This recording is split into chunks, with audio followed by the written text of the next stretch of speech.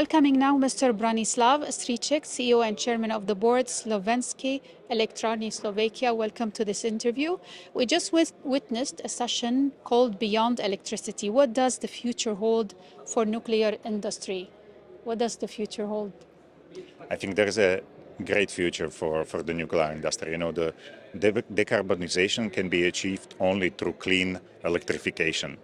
We have heard during these 2 days that the electricity consumption will double, maybe even triple, in case we want to decarbonize the world. And I do not believe that there is a future without nuclear, because already today it has such a significant proportion on the overall energy mix that nuclear will be definitely a play in the future.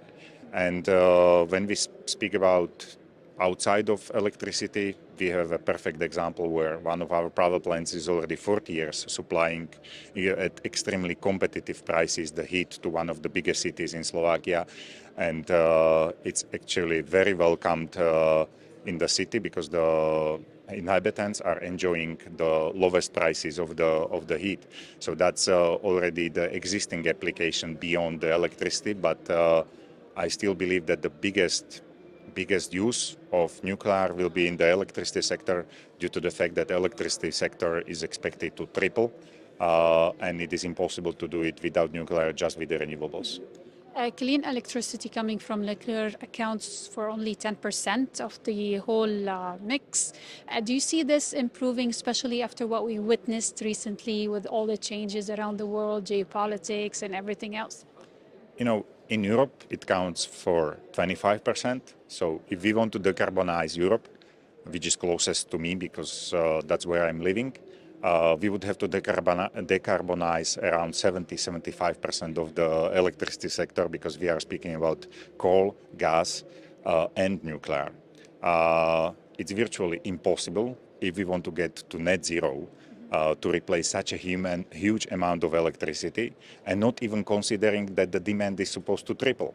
Therefore, I'm absolutely confident that this proportion will rise into the future. We just need, as an industry, to make sure that we are able to deliver on time and on the budget new projects. Taking into consideration the long term to build a nuclear plant and the cost as well, do you see the SMRs as a solution, a quick solution, especially in the African countries, maybe Asia, maybe Central America? Even for the SMRs, you still need a human capital. And I'm not sure whether, in Africa, there are in some countries the universities with people who are studying the nuclear engineering. So I wouldn't be so naive that you can, once you have the technology, that you can implement it anywhere.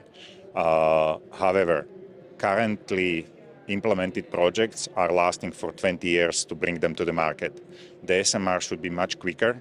And therefore, I believe that that's the future of the nuclear industry. We cannot afford to spend between 5 to 7 years for the permission and then 10 years to build the plant, because the market in the meantime will change so many times that it cannot wait.